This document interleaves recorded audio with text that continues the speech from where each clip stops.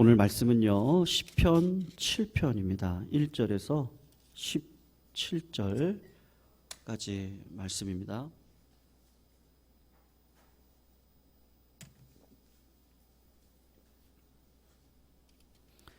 (1절에서) 마지막 17절까지 우리 교독으로 읽도록 하겠습니다. 1절 제가 읽습니다. 여호와 내 하나님이여, 내가 주께 피하오니 나를 쫓아오는 모든 자들에게서 나를 구원하여 내소서. 건져낼 자가 없으면 그들이 사자같이 나를 찢고 뜯을까 하나이다.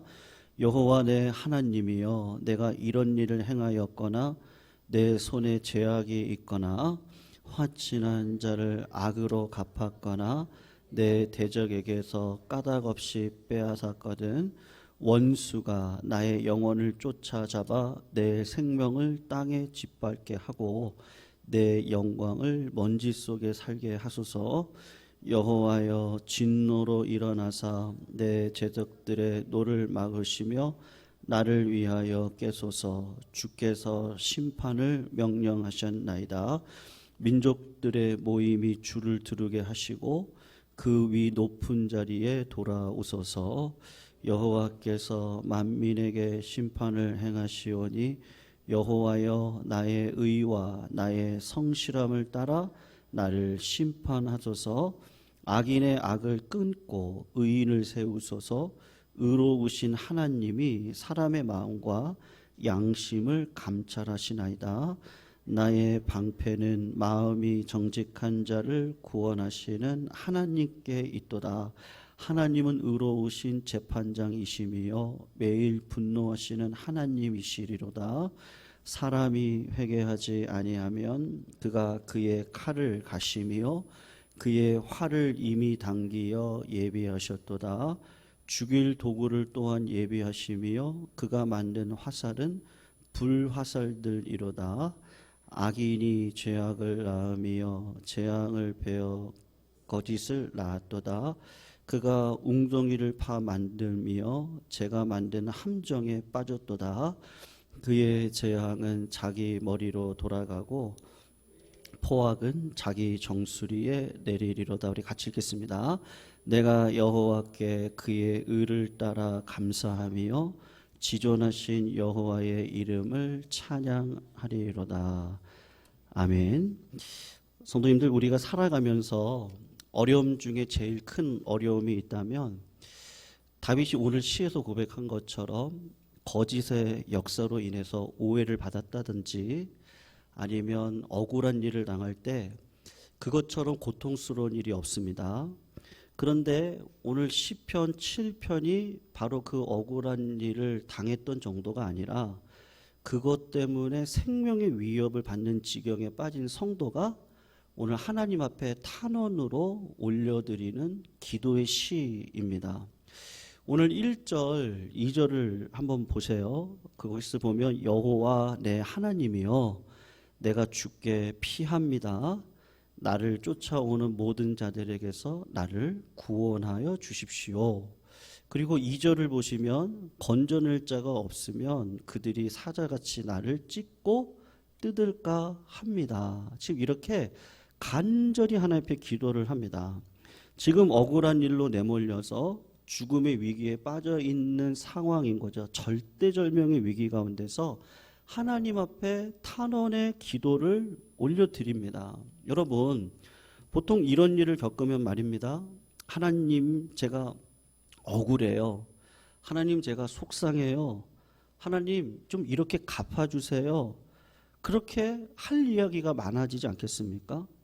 그런데 시편 7편의 다윗은 어떤 문제로 인해서 그렇게 힘들어하는지, 괴로워하는지 위주할 고주할 이야기하지 않습니다. 도무지 그게 뭔지를 몰라요. 그런 점에서 이 시편이 우리를 주목하게 만드는 것이 있는데 3절에서 5절을 보면 다윗이 이렇게 기도를 해요. 여호와 내 하나님이여, 내가 이런 일을 행하였거나 내 속에 죄악이 있거나 화친한 자를 악으로 갚았거나 내 대적에게서 까닭없이 빼앗았거든 원수가 나의 영혼을 쫓아잡아 내 생명을 땅에 짓밟게 하고 내 영광을 먼지 속에 살게 하소서. 한마디로 이야기하면 지금 이 시편 7편의 저자가 뭐라고 얘기하냐면, 하나님 아시지 않습니까? 제 마음을 아시지 않습니까? 제가 하나님 앞에 거짓된 인생이 있었습니까? 제가 잘못한 것이 있습니까? 제가 죽음의 위협을 당할 정도로 어려움을 겪을 이유가 저한테 있나요? 하나님, 저는 정직하게 살아왔습니다 라고 고백을 하면서 하나님이 심판주가 되어달라고 8절을 한번 보세요. 뭐라고 얘기하죠? 여호와께서 만민에게 심판을 행하시오니 여호와여 나의 의와 나의 성실함을 따라서 판단하시고 심판해 달라고 자기의 정직함을 근거로 하나님이 심판주 되어 주심을 기도를 하고 있습니다. 11절을 보시면 하나님은 의로우신 재판장이심입니다.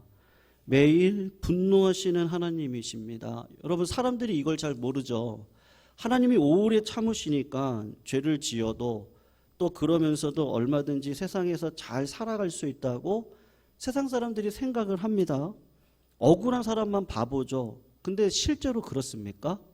하나님이 오래 참으시는 것뿐입니다. 하나님은 때가 되면 정직하게 죄를 심판하시고 안전에 거할 수 있는 사람이 아무도 없거든요. 왠지 아세요? 하나님이 12절을 보시면요, 칼을 갈고 계시다고 말씀을 하고 계시는 거예요. 이 시편의 저자는 그런 하나님을 정말로 믿어요. 그러니까 정말로 믿어요. 그러니까 실제로 믿어요. 세상 살아가는 동안에 그러한 정직함으로 별의별 소리도 듣고 수모도 당하고 억울한 일을 당해요. 근데 정말로 정직하게 하나님을 믿어요. 그래서 하나님이 판단해 주시라고 기도를 올려드리고 있습니다. 다른 말로 이야기하면 마음이 정직하면 두려워할 필요가 없습니다. 그러한 자에게는 하나님의 은혜가 임합니다. 그렇게 결론을 내리는 겁니다. 이게 시편 7편의 내용입니다. 그런데 제가 이 시편을 읽고 이 말씀을 묵상하고 또 이 말씀을 준비를 하면서 그렇게 마음이 편안하지가 않더라고요. 오히려 제 마음이 불편했습니다. 그것은 이 이유 때문인데, 하나님 앞에서 제가 당당하게요, 하나님 다 아시잖아요. 제가 잘못 없다는 거 하나님 아시잖아요. 제가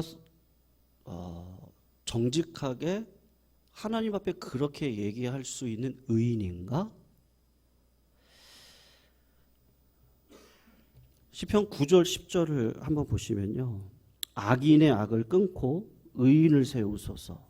의로우신 하나님이 사람의 마음과 양심을 감찰하십니다.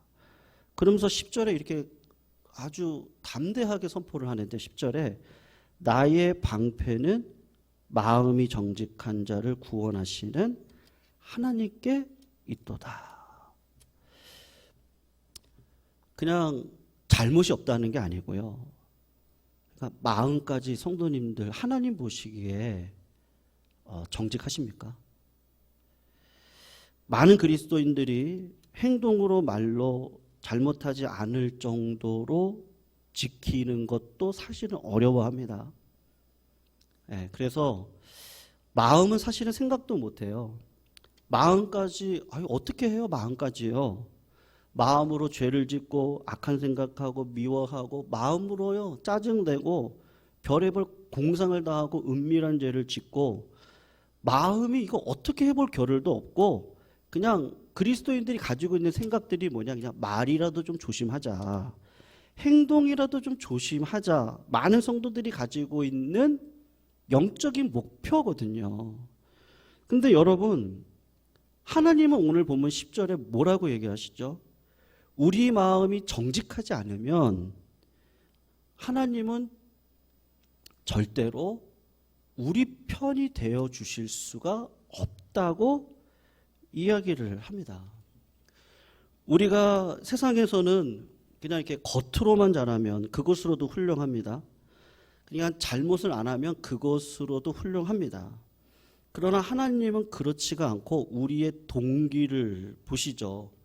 그래서 우리 마음에 음욕을 품으면 간음하는 자예요. 우리 마음에요, 미움을 품으면 살인하는 자입니다. 성경이 계속해서 하는 이야기가 뭔지 아세요? 제가 말씀 몇 구절이 생각이 나서 다시 찾아봤어요. 마태복음 7장 15절에 주님이 하시는 이야기가 거짓 선지자를 삼가라, 양의 옷을 입고 너에게 나오나 그 사람들 속은 어떤지 아니? 노략질하는 일이다. 하나님이 진짜 싫어하시는 분들이 어떤 분들이에요? 겉으로는 양 같은데 속에 들어가서 보니까 노략하는 일입니다. 마태복음 7장 22절 23절 그날에 많은 사람이 나더러 주여 주여 우리가 주의 이름으로 선지자 노릇하고 주의 이름으로 귀신을 쫓아내고 주님의 이름으로 많은 권능을 행하지 아니하였습니까? 그때 내가 그들에게 밝히 말하는데 내가 도무지 너희를 알지 못한다. 불법을 행하는 자들이라. 여러분, 귀신을 쫓아냈던 분들, 주님이라고 하고 선지자 노릇했던 분들이 얼마나 큰 죄를 졌겠습니까?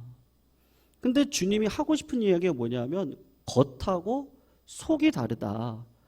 사람을 외모로 판단하지 아니고 중심의 그 마음의 중심의 동기를 보시는 하나님께서 살아계시다. 그래서 마태복음 23장 27절에 하나님이 하시는 이야기가 화 있을진저 외식하는 서기관들과 바리새인들이여. 여러분들은 내가 보기에는 회칠한 무덤입니다. 겉으로 볼 때는요 아름다워요. 겉으로 볼 때는 무성한 가지들이 있습니다. 근데 속에는 죽은 사람의 뼈와 모든 더러운 것들이 가득한 거예요.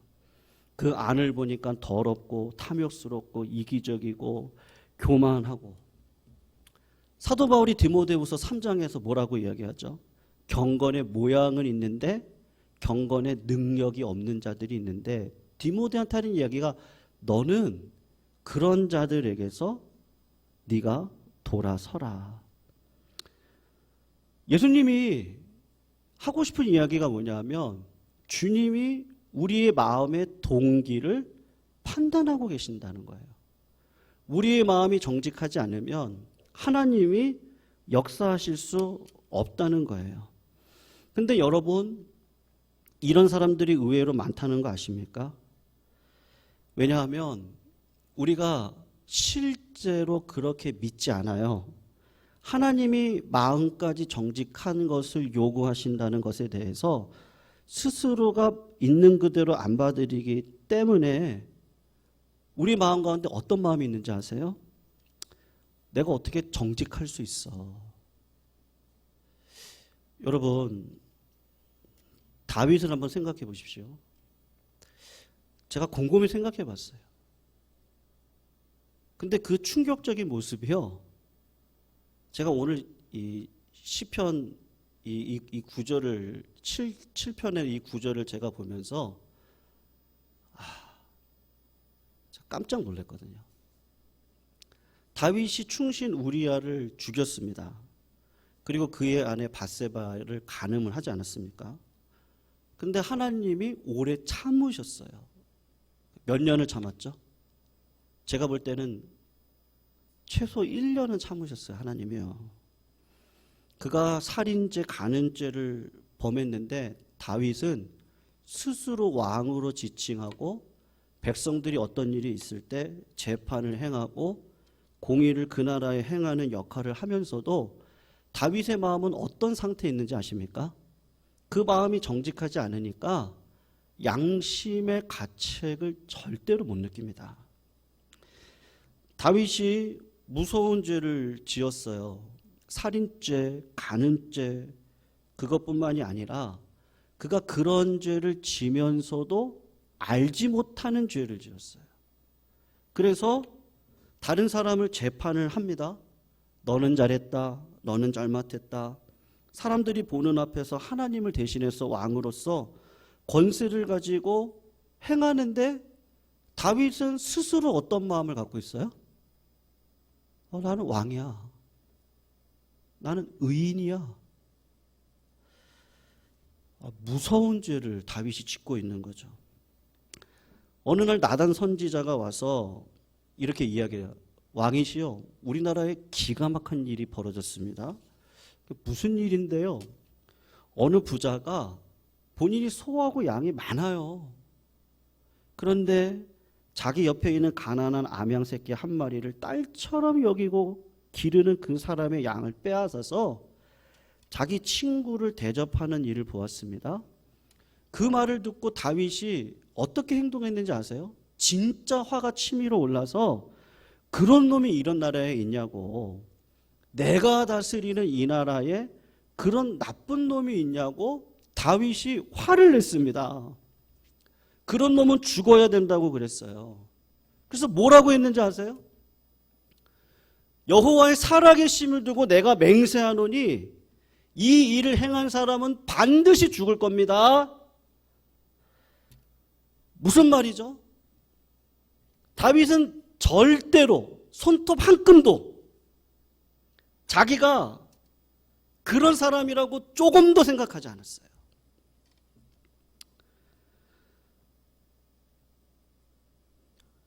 저는 이게 무서운 것 같아요. 그때 나단 선지자가 그 사람이 당신입니다. 뭐가 은혜인지 아세요? 그때 다윗의 눈이 열려요. 어쩌면 우리가 다 그런 삶을 살아가고 있는 거 아닌지 모르겠어요. 그냥 겉만 멀끔하고 하나님의 말씀이 임하는 순간 하나님께서 내 마음을 폭로시켜 주시지 않으면 우리는요, 어떻게 그런 사람이 있습니까? 어떻게 서현역에서 저딴 놈이 있습니까? 네? 근데 하나님이 뭐라고 얘기하시죠? 그 사람이 나래요. 그거를 하나님이 오래 참으시다가 너무 구역질이 나서 얼마나 역겨우셨겠어요. 그래서 사무엘하 12장 1절에 여호와께서 나단을 다윗에게 보냅니다. 하나님이 도저히 견딜 수가 없는 거예요. 자기는 충신도 죽이고 그 아내까지 취한 무서운 죄를 짓고도 멀쩡하게 다른 사람의 재판을 해주고 있으니까 하나님이 다윗을 견딜 수가 없는 겁니다. 여러분, 우리가 하나님을 잘 아셔야 되는데 하나님은요, 우리의 마음을 보세요. 하나님이 절대로 우리 편이 아니에요. 우리가 착각하시는 거예요.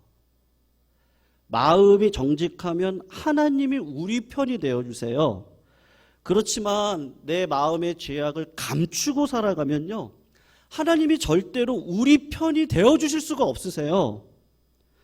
그래서 하나님께서 오늘 이 시편 기자를 통해서 하시고 싶은 이야기가 뭐냐면 우리들의 삶의 목적을 겉으로만 잘 사는 곳에 두시면 절대로 안 됩니다. 우리의 마음이 정직한 곳에 두어야 됩니다. 우리의 마음이 정직하면 마음이 담대해집니다. 하나님이 살아계시고 심판 주시니까, 하나님이 내 마음을 아시니까, 하나님이 보실 때 내 마음 가운데 정직한 의가 있으니까. 오늘 17절을 보면 다윗이 어떻게 하죠? 하나님을 찬양합니다. 내가 여호와께 그의 의를 따라 감사합니다. 지존의 여호와 하나님의 이름을 내가 찬양합니다. 무슨 말이죠? 두려워하지 않겠다는 거예요. 담대하다는 거예요. 내 마음 가운데 평안이 있다는 거예요. 큐티 나눔을 하다 보면요, 물론 이해를 합니다. 내 마음에 있는 거를 드러내는 거, 그거 쉽지 않습니다. 네. 나눔을 하다 보면 이거 공개할 수 없는 내용들이 참 많이 나왔어요. 지난 몇 달 동안 뭐 공개를 했던 것도 있지만 뭐 다 같이 깔깔거리면서 했던 내용들이야. 괜찮죠. 드러내요. 내 삶에 이런 문제를 드러냅니다. 여러분, 기독교하고 세상 종교하고 다른 점이 뭔지 아세요? 기독교는 내 죄를 드러내는 걸 오히려 마음이 편해요. 빛 대신 주님이 내 안에 들어오면 내 죄를 하나님 앞에 십자가 앞에 올려드리고, 그리고 주님이 지라고 하는 십자가를 지고 회개하고 나아가는 게 편해요. 근데 보통 세상 사람들이 어떻게 하죠? 여러분, 어떻게 승리하세요? 세상 사람들이요? 한번 보세요. 긍정적인 마음을 가지래요. 야, 너 담대해라. 야, 너가 어떤 존재인지 아냐? 야, 되네요. 하늘은 스스로 돕는 자를 도와. 교만한 마음이 있어도 억눌러. 겸손하게 살아봐. 두려운 마음이 있다고 하지 말고 두렵다고 하지 마.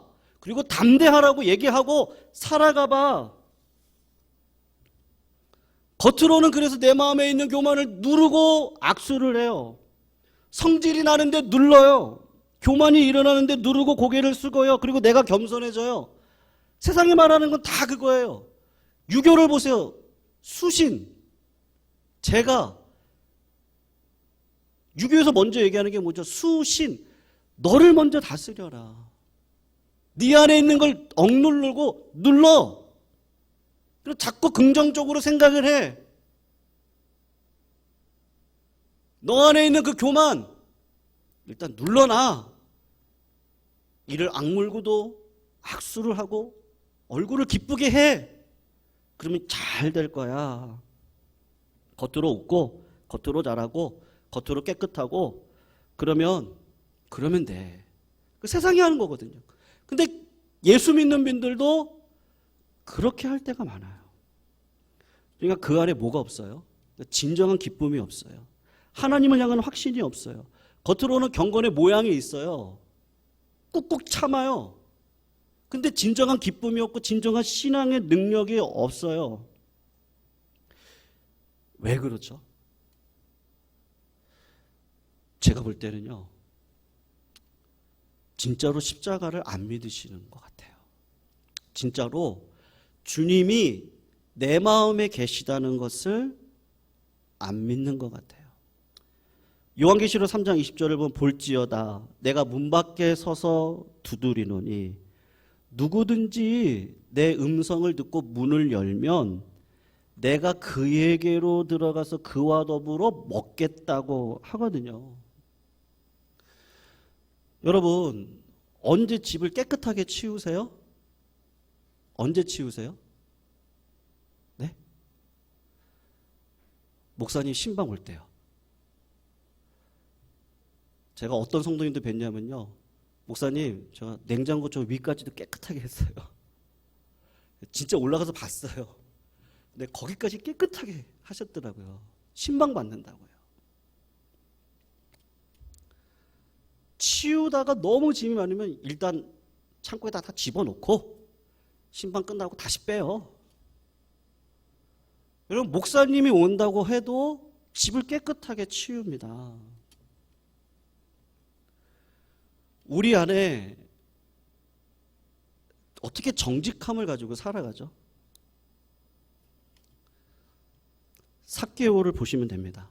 삭개오는 제가 볼 때는요, 양심이 화인맞은 사람이거든요. 양심이 기능을 절대로 못하는 분이 삭개오입니다. 왜냐하면 이분은요, 그래야지만 살아가는 분이에요. 그러니까 삭개오는 어떻게 하든지 돈을 벌어서 이게 힘이니까 나 이러고 살아가야 돼. 다 무시하는데 내가 요거 있으면 다 무시 못하니까 양심을 내가 다 팔아서라도 그렇게 살아가는 사람입니다. 그러니까 어떻게 하겠어요? 다른 사람의 돈을 뺏고 다른 사람의 돈을 불리고 사는 사람입니다. 그러니까 양심이 있으면 그렇게 살아갈 수가 없습니다. 그랬던 자가 삭개오예요. 근데 삭개오가 누가복음 19장 8절을 보니까 이렇게 얘기해요. 주께 여짜오되 주여 보시옵소서 내 소유의 절반을 가난한 사람들에게 나눠주고요, 만일 누구의 것을 속여서 빼앗은 일이 있으면 내가 4배를 갚아주겠습니다. 이게 무슨 말인지 아십니까? 자기 전 재산을 다 드리겠다는 거예요. 누가 그렇게 하라고 그랬어요? 근데 어떤 일이 벌어진 거죠? 삭개오의 마음 가운데요, 예수님이 들어와 있는 거예요. 그 영이 깨어서 비로소 내가 죄인인 줄 알고, 야, 이게 진짜 더러운 거였구나. 그러니까 깨끗하게 정리를 하는 겁니다. 그러니까 주님을 모시고 살아가면 내 마음이 정직해진다니까요. 제가 전도사 시절 강도사 받고요. 여러분, 전도사 강도사가 뭐 얼마나 큰 죄를 짓겠습니까? 근데 제 안에 이렇게 상상되고요, 정욕적이고 미워하고 질투하고 너무 답답하더라고요.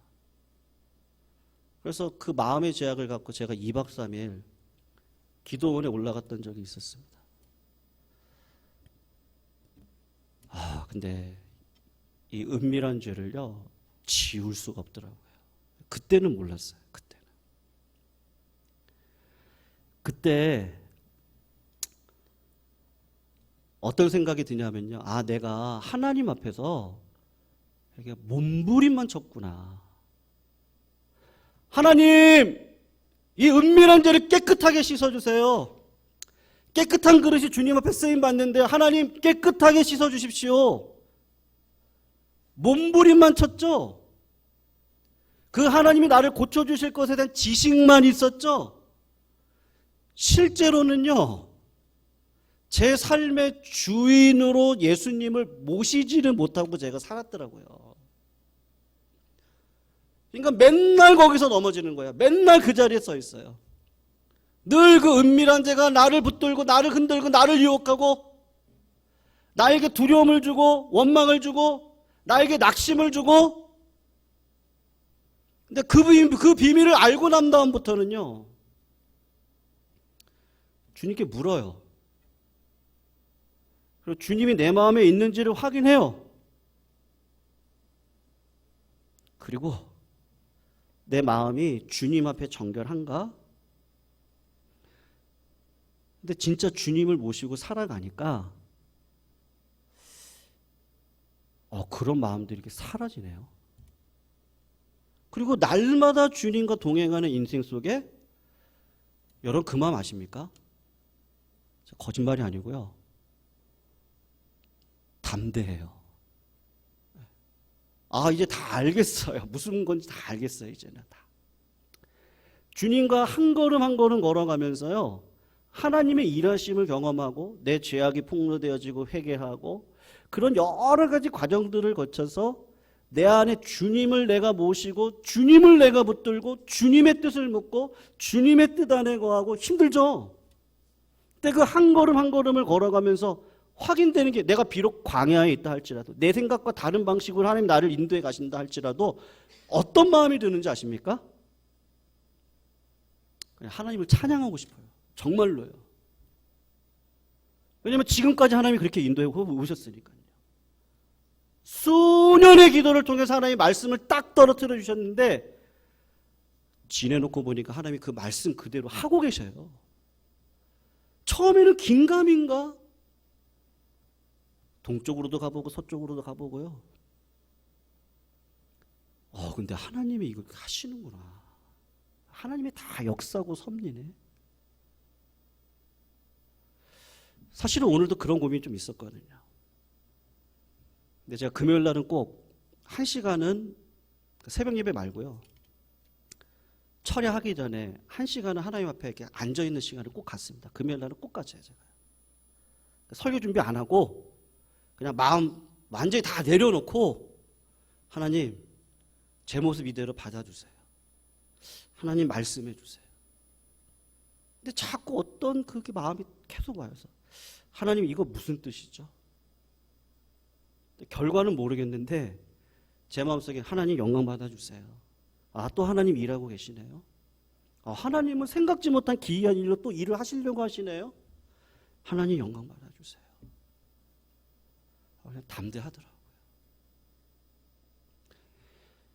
죄가 없어서가 아니고요, 내 안에 죄가 많아요.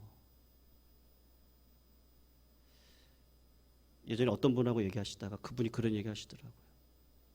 요 물잔에 더러운 것이 있는데요. 이 더러운 것을 어떻게 바꾸시겠어요? 여기다가 계속해서 깨끗한 물을 계속해서 지속적으로 부으면 더러운 것이 어느 순간 나가버리는 거죠.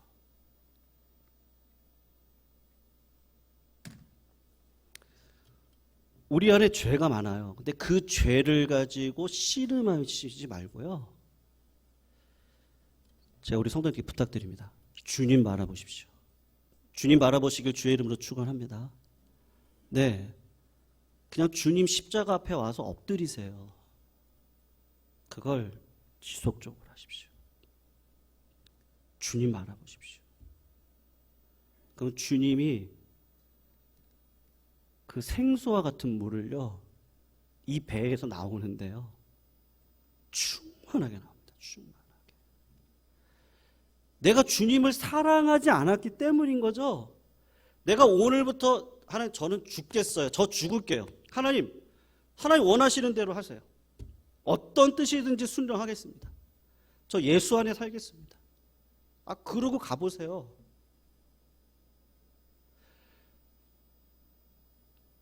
우리가 정직하면 얼마나 정직하겠어요. 주님의 정직함을 가지고 내 안에 모시고 살아가면 하나님이 그 주님의 언약을 보고 내 삶에서 역사해 가시죠. 성도님들, 나로는 안 됩니다. 내 힘으로 절대 안 됩니다. 내 힘으로 내 정욕을 절대로 이길 수 없습니다. 근데 예수님을 붙드는 순간 그 모든 것들이 생각이 안 납니다. 그리고 자꾸 기대가 돼요. 그 주님의 나라가 더 많이, 더 확고하게, 더 넓게, 더 구체적으로 보여요. 그걸 초대해 주신 하나님이 너무 감사해요. 희생한다고요? 아니요. 영광의 자리예요. 고생한다고? 아니요. 이건 날 초청해 주신 너무나 영광스러운 자리예요. 나 같은 자를 불러주신 하나님의 은혜가 얼마나 큰지. 시편 7편의 저자는 그걸 안 거예요. 주님을 모시고 살아갔던 자의 진짜 고민됐겠죠. 죽음의 처지에 임했겠죠. 그런데 마지막 17절. 하나님이 나 살려주실 거구나. 죽게 하더라도 이건 하나님의 뜻이다. 하나님 영광 받아주세요. 이런 담대함이 어디서 나와요? 주님이 아니면 안 됩니다. 오늘 이 시간 우리 말씀 붙들고 같이 한번 찬양하면 좋겠습니다. 언제나 내 모습 너무나 부끄럽고 무릎으로 주님께 기도로 갑니다. 주님이 나를 세워 내 영을 살게 하실 때 이게 비밀이네요. 주님 내 안에, 주님 내 안에, 주님 내 안에 계시고 주님 내 안에 나를 세워주소서. 우리 말씀 생각하시면서 우리 같이 한번 찬양하시겠습니다.